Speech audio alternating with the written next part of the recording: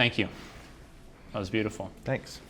I'd like to start off the talk by reading an excerpt by Liz Tui Weiss that she wrote for Kyle's exhibition.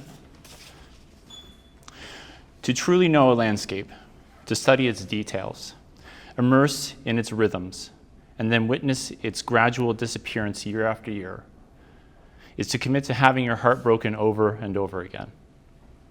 Across the forests of British Columbia, drought, wildfires, and pest infestations proliferate as we extract value from the land as quickly as possible through unsustainable logging practices. These rapid changes unfold faster than most of us realize. Yet through his paintings, Kyle remains steadfast in his attention.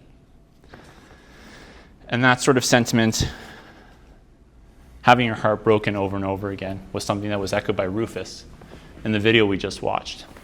And so I'd like to start off by asking you, how does that resonate with you, being surrounded by the work that you've spent countless hours pouring your heart and soul into? Thanks. Yeah, I think I'm the type of person that really wears my heart on my sleeve all the time. I kind of can't avoid it.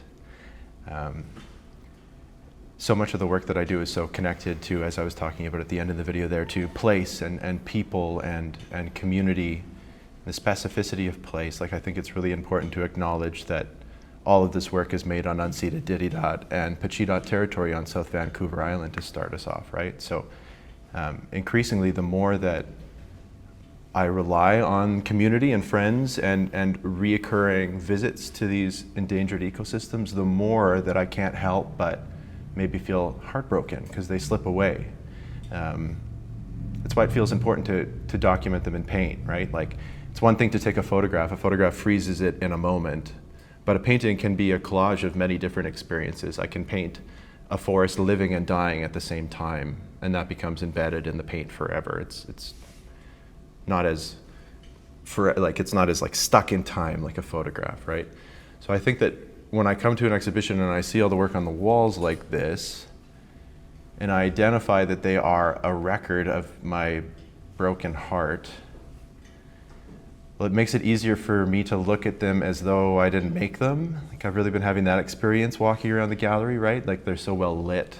I can get far away from them. I don't have to be crammed in my little studio with my face pressed against them, So they give me space to reflect on all the places that have contributed to each painting, all the ways that I felt about that when it was alive, the forest was alive, or the forest was dead, right? They kind of become an amalgamation of all the ways that I have felt. And to hear friends such as Rufus, who's a forest protector in a number of the paintings that I've made over the last few years, or Liz, who wrote that great passage, reflect that back at me, it encourages me to maybe lean into that even more as a means for making new painting. Yeah. Yeah. I guess, since we just did watch the short film, how did this opportunity come about? It happened pretty organically. I've had a few people kind of suggest to me over the last few years that they would like to film what happens when I'm out in the field. And I kind of always thought, like, I don't know, why, It's hard and sweaty and difficult to get to these places. And I'd always been reluctant for it. And then I met Lachlan a couple of years ago, and he makes really big budget commercial things for professional sports teams and stuff like that. And he immediately was really enthusiastic about my practice, and he just said, I'm looking for a passion project. I'm looking to make something that might point to more consequential things than just what a basketball team is doing at any given time. And I said, okay, are you sure? It's sweaty. And it's hard, and he came along for the ride. So last fall, I had a long research trip planned that became all of the work in this show that we're sitting around today. And he brought his camera out. We used Port Renfrew as a home base for a week or so. And I just said, I'm just going to do what I'm going to do. And he followed. And I think he really got pushed out of his comfort zone a number of times. I could tell that he was maybe at the end of his limits of hiking capabilities, maybe. He's a fit guy, but some of these places are, they're difficult, they're challenging. But he stuck with it, And on the fly, he was editing, so we were able to get back to the place that we were staying at night, and he was so enthusiastic about the footage that he collected that day that he started to like piece together, like, this is cool, this is cool, this is cool. And I just let him do his thing. And then just a couple of weeks ago, he sent this, the final version of the video that we just watched, and I couldn't believe it. It was surreal. You know, maybe that same thing of being able to look at the painting as though I didn't make it. Well, I'm able to watch that as though I'm not the person in the video in a strange way. So yeah, I'm really grateful for Lachlan taking on that project and for all the work that he did to bring it together. Yeah, was there a predetermined amount of time that you had kind of said, well, we're going to set this aside, this is what we're going to aim to do, this is the vision, or was it just guided by his experiences and his interactions with you? Well, certainly the intention is to continue to grow this project over the next several years. Like, my research isn't done. I'm here in Toronto now, and then I'm going back out west on a long road trip through the Chilcotin, and the intention is to continue to collect more video to keep growing this, right? So at the beginning, neither of us knew what the end result would be, and I think that we still don't know what the end result is going to be. It seems really generative. And now that there's this dialogue happening between the two of us, is his curiosity and his knowledge about all these endangered ecosystems and all of the key players in regards to conservation or activism on the ground, right? As he learns, he wants to do more, and his enthusiasm fuels my desire to keep pushing more into these spaces. So we don't really know where it's going to go. We've been calling this a pilot. That seems like an apt term for it for now, but it's really great to have somebody to bounce ideas off of and grow together with. Yeah, and you know, you're working in the visual medium of painting, so to have somebody who's capturing a video, capturing it from a different sensibility, you know, a way in which we connect with it differently, must also be very fulfilling for you.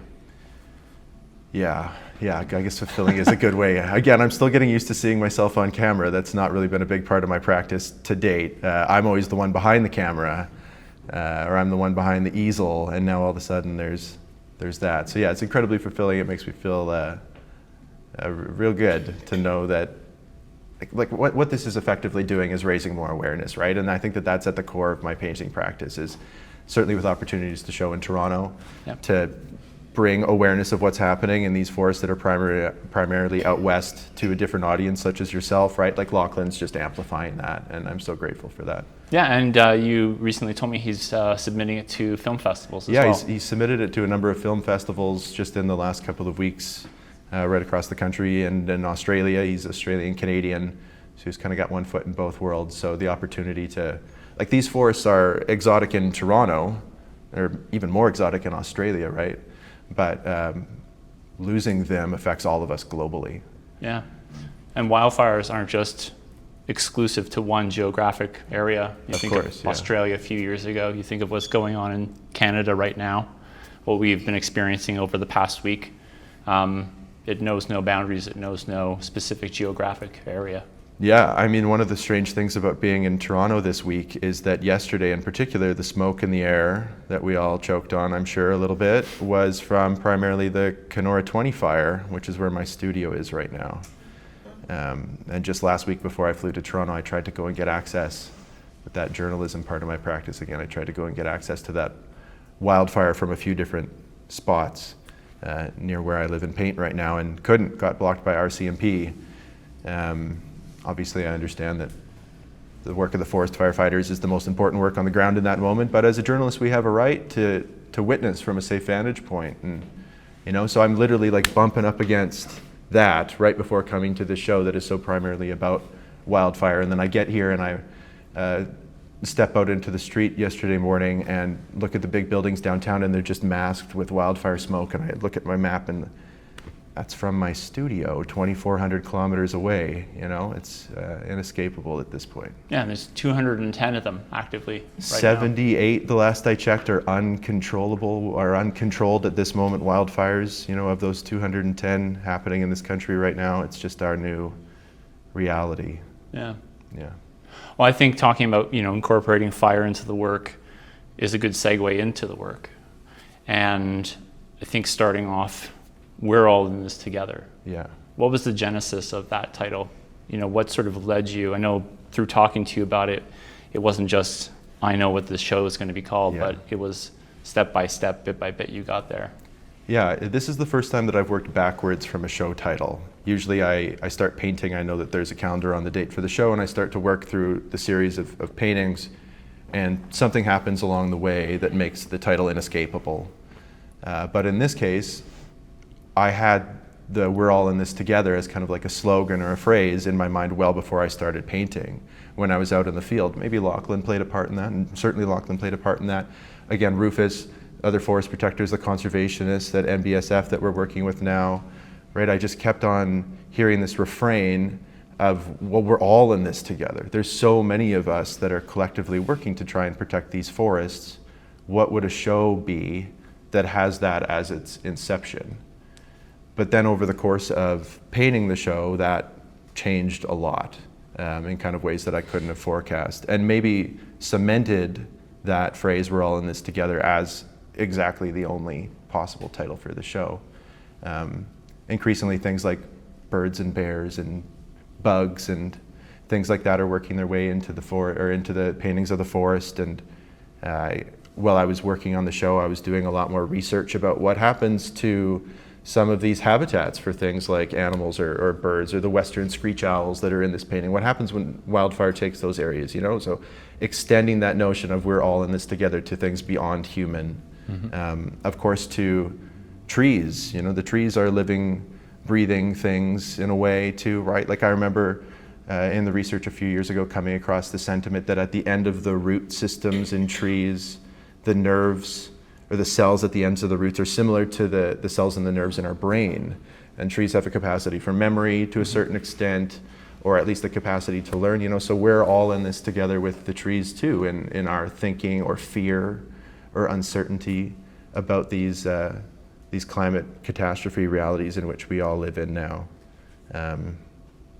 I got to admit that there also was a little bit of an evolution with the title too, with the political turnover that's happened in the last year or so. That was a sentiment that kept coming up, certainly from the perspective of Canadian politics. We're all in this together. We got to think more holistically as Canadians and our Canadian ecosystem, our Canadian cities and towns and culture in particular. By the time I was done painting the show, I was like, yeah, that's absolutely the title of this work.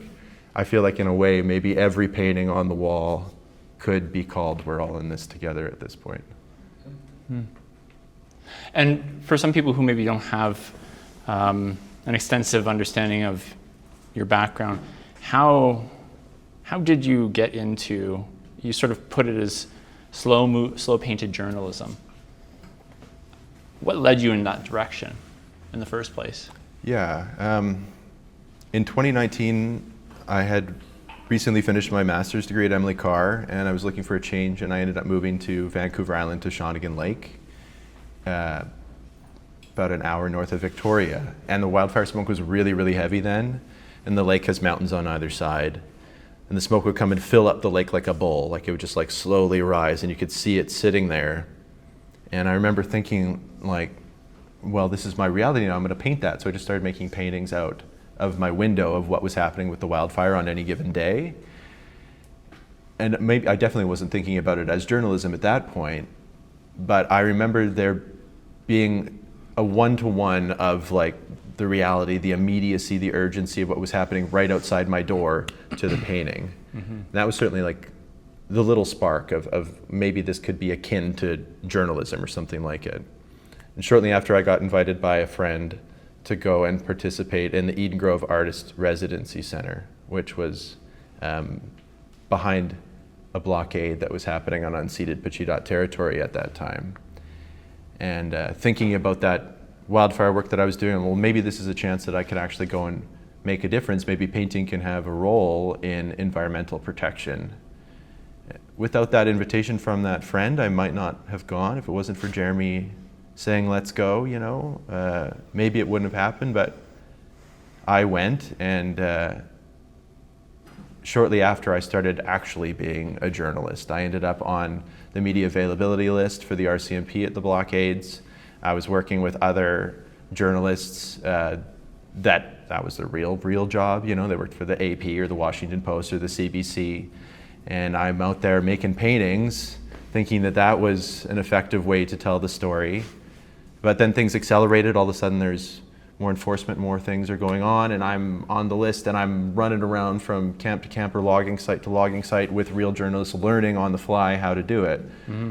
Not just how to frame a shot or how to make sure that you get access to where the important thing is happening so you get that shot, but also how to interact with the people that are giving you the access, how to, to a certain extent, when RCMP are involved in those ways, they're not necessarily super inviting or making it very accommodating for you to get out and do those things, as I saw just last week with the wildfires near where my studio is in Kenora, right? So just learning all these like little tools of how to be a better recorder, better documentarian, better journalist, all of that has now become the way that I make a painting. Yeah. All of that information that I collect in the spirit of telling the reality on the ground now becomes the work on the walls in the show.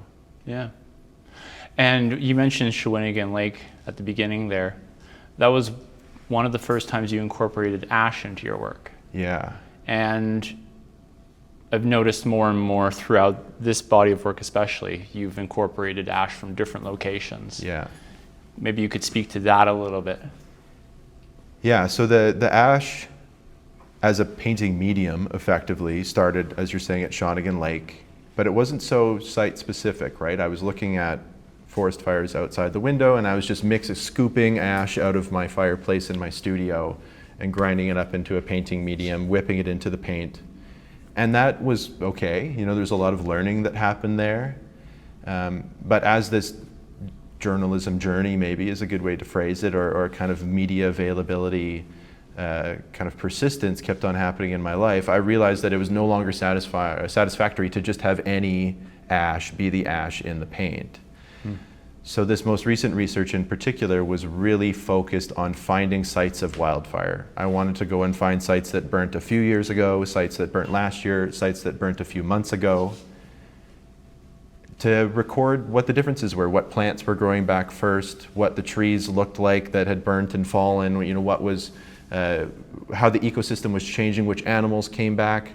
And the more that I kind of made notes about the specificity of the differences between all these wildfire sites, the more that I realized, well, if I'm going to make a painting of this place, it has to also be with that place. It can't just be scooped out of my fire at home with dry birch or wet cedar or whatever I was burning at the time. So in particular, I'm thinking about the painting over there, Salvation. That's a salvage logging site near Coldwater River in the interior in BC, and going there and seeing salvage logging happening for the first time with my own eyes really scared the heck out of me. For those who maybe don't know, it's this awesome idea that humans had where, hey, after the wildfires burnt down all these trees, there might be some saleable lumber in there if we look hard enough. So now all across BC, people go in and they try and beat the pine beetles from taking the trees, and they log the burnt trees that are left and they scrape off the bark and then they make lumber. And they got to do it fast again to beat the bugs. But witnessing that in person, accidentally, right? They're not putting that on the map. You can't Google salvage logging sites. They don't want you to know where this is happening. But stumbling upon one, just kind of as a result of the persistence of the research, again, being out there in my truck and driving from site to site, seeing it, feeling that in my body. Yeah, that was the first time that there's a shot in the documentary of that forest, a quick shot. It's only on the screen for a few seconds of burnt out trees, and one was burnt from the inside out. Sometimes when the trees really burn hot, they'll catch fire from the inside. It becomes like a massive Roman candle, essentially. And seeing one of those, well, a few hundred meters away, there's logging happening of other similar trees, scared the crap out of me. And I remember going up and just grabbing clumps of the ash from the inside of this burnt out tree and carrying it back to my truck, stuffing it in a Tim Hortons cup. And now it's embedded in the paint, in that painting over there.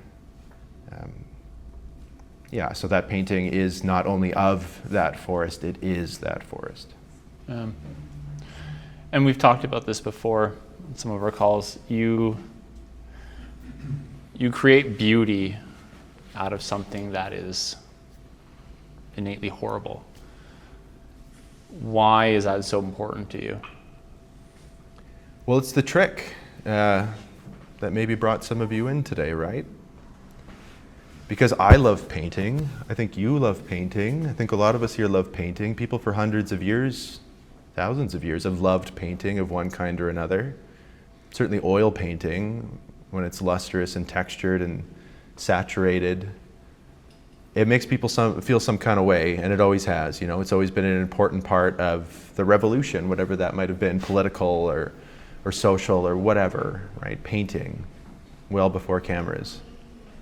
And when it's beautiful, or the aesthetic value really wants to draw you in, well, your attention gets pulled in a little bit closer to the thing that's happening and the content of the painting, right? The image of the painting. Like, I think like one of the beauty of paintings for me is that it's an object and an image at the same time.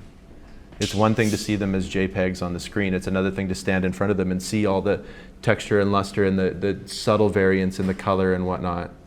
The way that it all kind of knits together on the fabric, right? That's the objectness of a painting. And when all that combines together, I hope, at least in my case, in an effective way, well, now it's also an image. So if I can employ all the things that painting is and can be in a way that is historically beautiful, well, that's a trick that I'm talking about. It's going to get you to bring your nose a little bit closer to the canvas and realize, oh, that tree's on fire, or that deer's on fire in the case of this show.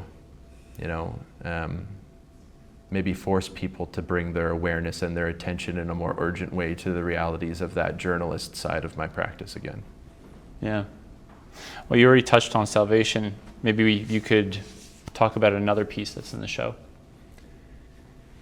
Yeah, I think the other painting that stands out to me in regards to the kind of the research memory from this last trip that really stands out is the painting with the big glowing sun and the blue sky there and the tie-back wrapped house. Another stumble upon situation. This is near Lee Creek in BC. A wildfire had recently gone through there. And this is one of the sites that I planned to go to. I'd known about that wildfire. I'd watched it in the news. Some friends that live near there in Shuswap. And it's strange to say, but I was like a little bit excited to go there in a kind of maybe a morbid way, to go and see what was going on. So I was reading a bunch about it beforehand. And one of the things that came up in the news articles that I was digesting about that fire is that the whole area had become uninsurable. These people had their insurance pulled because, well, the wildfire is just going to come back. You know, it's not once in a generation anymore. It's once every couple of years. So I went there with the knowledge that anybody who was choosing to stay was taking a real big risk, not just with their personal items and their lives to a certain extent, but also a real big monetary risk with their home, a lot of people's biggest asset. So we went and we hiked the forest all around at the valley bottom, and I collected a bunch of wildfire scraps from trees and things like that and stuffed them into other Tim Hortons cups and left them in my truck. And then at the end of the day, I was like, well, let's just go see a little bit further up the road. And we started driving up the hill, and at the top of the hill, I saw that. It's probably verbatim the most kind of one-to-one research photo to painting that I've made in a long time. Mm-hmm. A lot of the other paintings are collages of many spaces or kind of different snapshots in time from one long hike or whatnot. But that really scared me. Seeing people work on a home, frantically, urgently working on a home wrapped in Tyvek next to their burnt out home that had burnt just a few months before. All the dead trees around, some of them intentionally fallen, big stalks of pink fireweed growing out of the ground. Fireweed gets its name because it's the first tree or first flower, that first plant really that grows back after the fire comes through. You know, all the signs of complete wildfire destruction were there. And still, this person is building an uninsurable home in the middle of it. Well, the embers are still quite literally smoking in some cases. So I felt really like it was too personal of a space for me to get out and take good photos. So I kind of like sheepishly drove by and undid the window in my truck a bit and took like a few like out, which is my phone, out the window. And then I went up and I sat for a while and thought about how crazy that was, and then drove back down and then did the same thing with the passenger window. And then when I got back to the studio, there wasn't anything else that I could do to make that a more effective image to paint. Yeah. So I painted what I saw that day. Yeah. Before we segue into the next section, you talked about because you've been alluding to and talking to some of the research that you've done, and you just earlier hinted on what you will be doing. Mm-hmm. Where do you see the work going? Where do you see the next research cycle taking you? So the next research cycle, thanks in large part to the folks at the charity Nature-Based Solutions Foundation that I've partnered with. They're such great allies in helping me learn about where kind of the most contentious places for wildfire or logging are happening. Yeah. And as that relationship grows, I ask them more and more questions. And they're very generous with their time. So the trip that I'm planning is going to be more specifically about salvage logging this time than I ever would have been capable to do in the past. Again, because you can't Google salvage logging, right? So my plan is to drive all the way north on Vancouver Island, take the ferry, a 10-hour ferry to Bella Coola, drive through the Chilcotin, and then back up down through Vancouver. And along the way, I actually will have a map now with specific salvage logging sites to go and spend more time at. I'm also going to be going to the Mountain Island Arts Centre in Wells, BC, which is the site of the largest contiguous clear cut in all of Canada, where myself and Liz, who wrote that great passage, she spends a lot of time up there. We're going to go and interview people within the forestry industry to know what that is all about, learn more about what that's going on. Amazing. And then I hope that the conclusion, this one's not 100% confirmed yet, but the plan at least is to drive back through Kanakabar territory, which is the site of one of the indigenous protected and conserved areas that the charity has been working so hard on for the last few years. And that money from the art auction for old growth that I've been facilitating for the last few years has helped protect. So it'll be the first time where I'm going to get to go and visit a forest that the art community, my extended art network, has actually had a real meaningful kind of impact on in regards to the protection of those endangered old growth forests. So it's going to be a big trip. Yeah. I think that's a beautiful segue into what we can do. Yeah, that's the thing, right? What can we do about all of this? Like, I think increasingly humans, right? Like when we feel powerless to something, it's easier to look away. And climate collapse is one of those things where it just feels so daunting that we don't know what to do or how to even think about it on some days. It's been almost like a strategy for me to hyper-focus on these kind of one thing at a time, right? Old growth forests. I can quantify that in my head to a certain extent. Really old trees, there's only, depending on who you're talking to, you know, the number you hear a lot is there's less than 3% of the productive, highly productive valley bottom old growth forest left in Canada, right? So I like hyper-focused on that. Now it's wildfire sites, salvage logging. That seems like another like way to channel my energy. But I know that in broad strokes, right, like I feel I'm very lucky and very privileged that I get to go to these sites and that I've got time and the support around me to go and do this research. But that's not necessarily a satisfactory answer to somebody that might live in the big city. So I've been asked that question a lot lately. And increasingly, it's become apparent to me that Indigenous sovereignty and environmentalism in the context of Canada are inseparable, especially on unceded territory out west.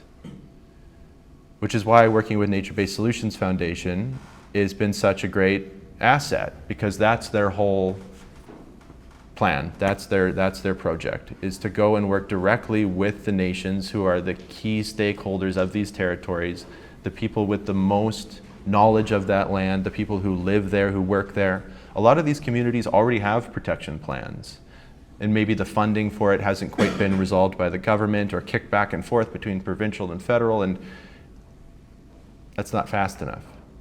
So NBSF's model, Nature-Based Solutions Foundation, their model is to use private money to fund those protection plans, which is why something like an art auction is such a great way to channel money in that direction, right? It's private money raised by artists that goes directly to the indigenous communities who have the most at stake on those endangered ecosystems in those territories.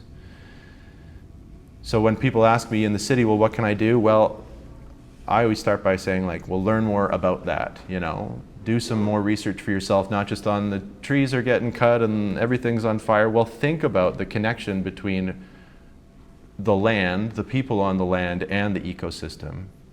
And then if you're able, maybe by supporting the art auction for Old Growth when it goes live again in September, buy a piece of art.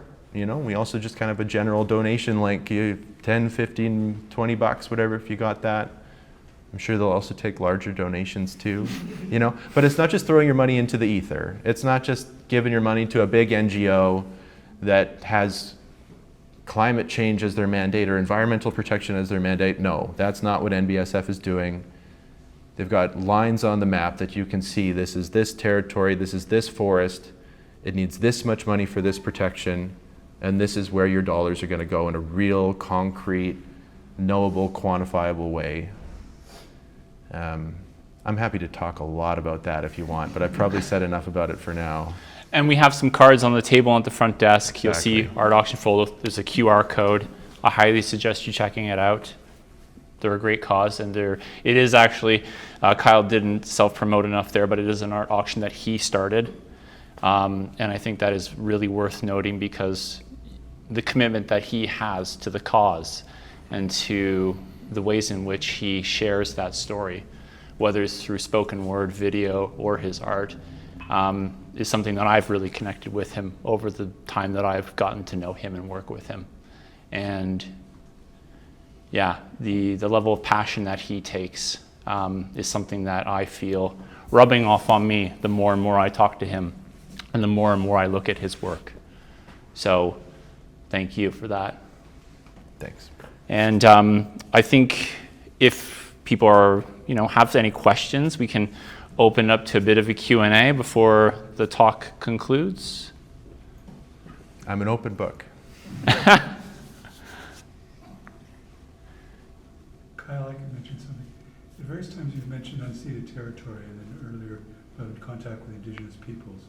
And there's, in terms of science, there's a tremendous amount of knowledge in advancing in biology, and you mentioned about the root systems, interconnections of trees. And we're getting a much more holistic perspective in science. Traditionally, people lived in that land for millennia. They also have a very detailed scientific knowledge keeper. You're tapping into all that in various degrees, no pun intended. But can you tell me something about your contact with elders and others that are feeling this land very deeply through their indigenous heritage, as well as our deep feeling for it as well?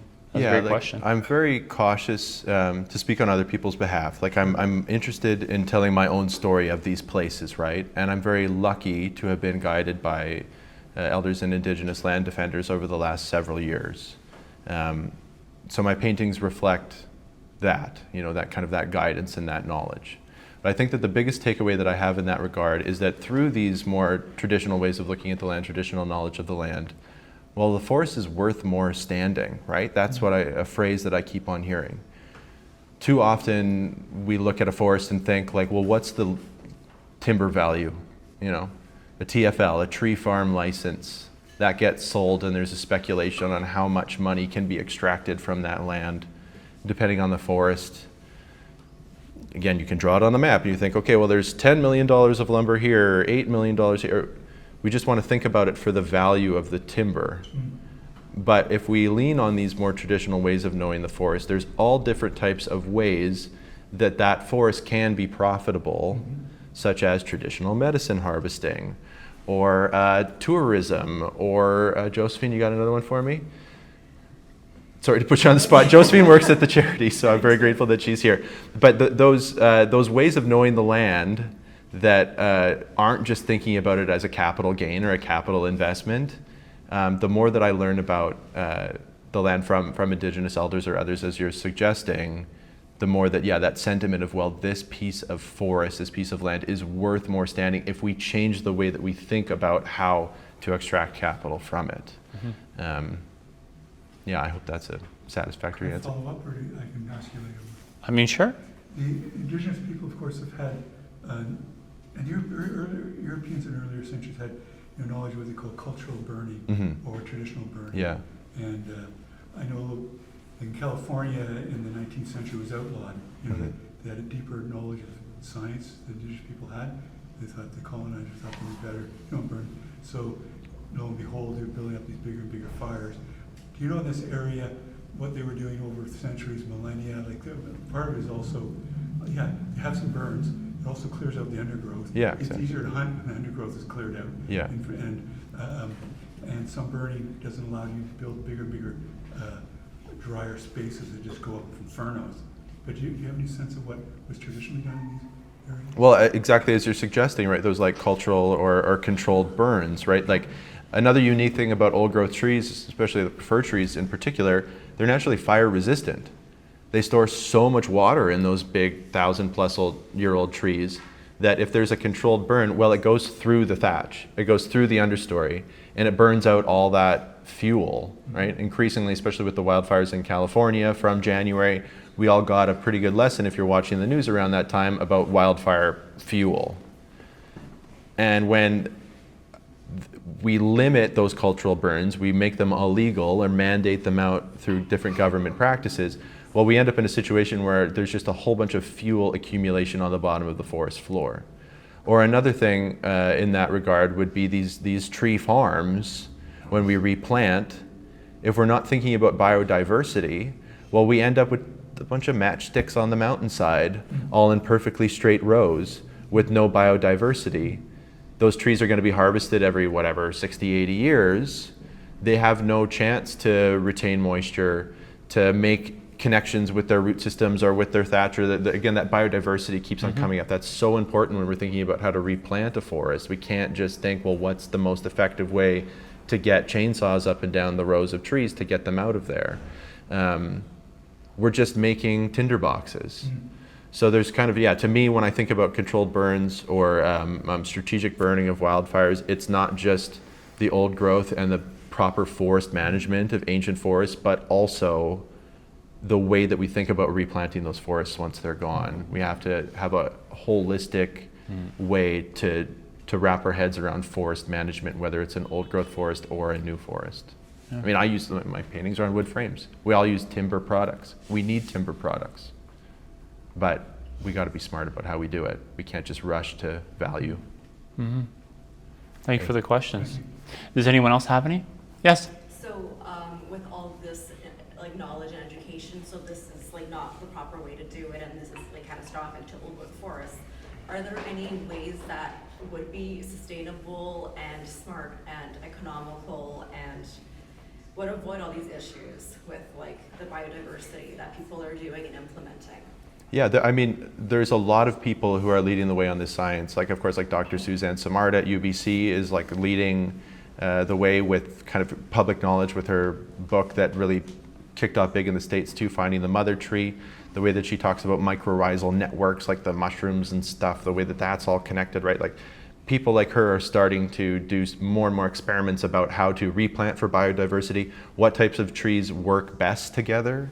Like even like anecdotally, things like a forest protector that I spend a lot of time in the forest with, chickweed. I remember she pointed out to me that purple and yellow flowers often grow together in wildflower locations because they absorb different rays of light. So they're not competing with each other for light to grow, right? That's just one small microcosm example, but if we're thinking about a whole forest, right? Does hemlock grow better with cedar or fir? Are they going to be competing for the same resources? Do they need the same amount of sunlight? You know, there's all different kinds of ways that science now is evolving to better think these things through. And again, coming back to that notion of an IPCA or an Indigenous protected and conserved knowledge, or a protected and conserved area, that knowledge is baked into that, right? Because those traditional caretakers of the land stewards there, that's knowledge that's been passed down through from time immemorial.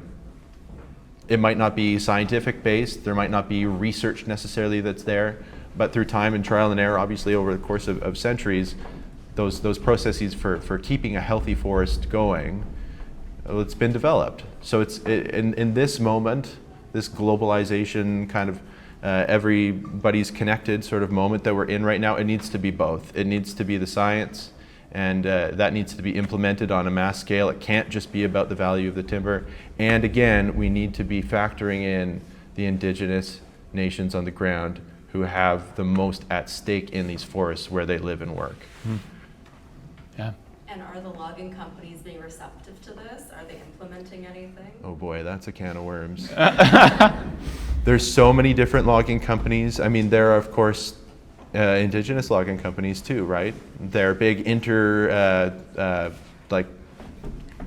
international logging companies as well. There's local ones, right? Like, yeah, I bump up against those people all the time. Western Forest Products and Teal Jones and that's not fun. Yeah, in my experience, they're learning. So Yes. do the indigenous logging companies do things any differently than the colonizer logging companies? Well, again, in my experience, what I've witnessed is that we don't give them a lot of choice, right? Like these communities need to they need to generate revenue somehow, right? And if we're not supporting, again, like traditional medicine harvesting or like sustainable tourism or those type of things, sustainable fishing, right? Like if we're not supporting those type of activities, the community needs to make money somehow to participate in the structure in which we all live in. So they might in some cases want to log their forest. And maybe a different community in a different part of BC or a different part of the island feels differently, and they have maybe they have different types of trees that grow there, different types of medicinal plants that grow there, and they're already have processes in place to be sustainable from something more than timber. So it really is a patchwork, which is why this it's so much about conversations and relationship building and getting to know the folks on the ground, learning what the needs are of any individual community, and being ready to support and listen and learn with them, right? It's kind of not one answer there. It's a whole variety. Position from the colonizer about that impact, how things can be done. Yeah, I mean, we just need to be more attuned to it, and reconciliation, indigenous sovereignty, that is environmentalism at this point. It's an important part of reconciliation in particular. Mm-hmm. Thank you. Yes? Why did you choose to paint Mother Nature instead of human nature? That's a good question. When I was a little kid, I was like pretty socially awkward. And I remember I did a lot of camping trips with my family. My dad was a fishing guide on the Lake of the Woods in northwestern Ontario. We spent a lot of time out on canoes, family on a canoe, hiking, camping. And I was away from all the pressures of social anxiety when you're a little kid and you're not really sure how to make friends. And I do have still dreams and things like that to this day, memories that go back that far, where I remember feeling that I was more in control of my emotions in the forest. My thinking was a little bit clearer, right? Like some of my paintings are pretty scary sometimes with the fire and stuff. But sometimes they're also magic. And the forest is magic. So when it came time for me after grad school, certainly starting to think about, well, if I'm going to be a painter, what is the work that I'm going to make? The one thing that was a constant throughout my entire development as a painter was landscape, thinking about the land, thinking about my place within the land, using those moments when I felt that magic as the starting point for painting. That was certainly all there, and then there was a wildfire outside, and I had to reconcile the two. And a follow-up. Yeah, do you want to explore the forests in the world? All the forests in the world, wow, that's a lot of hiking. I'd need a better truck for that, maybe. I think, I lived in Amsterdam for a while, and when I moved there, I hadn't yet gone to grad school, And I remember thinking, like, I'm going to be European, like, whatever that means. You know, I don't know what that means. That doesn't mean anything. But it seemed cool at the time when I was 20, whatever. And then I got there and I made some Dutch friends, and they wanted to know what Canada was like. They wanted to know what an old growth forest was like. And I found myself just telling stories all the time about what it was like to be here and be present here. Again, that notion of like, it's exotic here. These forests are exotic to other parts of the world. And that experience that I had living in Europe really amplified that for me and made me want to go and try and make a difference in the places where I came from, where I grew up. So to answer your question, kind of no, honestly. Like, I feel like the more that I learn, especially what's going on in the context of industrial logging and wildfire, like, it's just a can of worms. There's just so much more to learn. There's so many places to go. Like, if I tried to see every different grove, every forest on Vancouver Island alone, I wouldn't be able to achieve that, never mind BC or certainly Canada. So I think that my interest right now is to continue to try and make a difference in my own backyard rather than pointing my attention elsewhere. That makes trying to digest this whole climate crisis, at least for me, a little bit easier. Yeah. I think that's a good note to end on. If you have any other questions, Kyle will be around, but I want to thank you for this opportunity and for your time and for sharing this work with us. Thank you, Kyle. I'm going to hang out, so come bug me if you'd like. Yeah.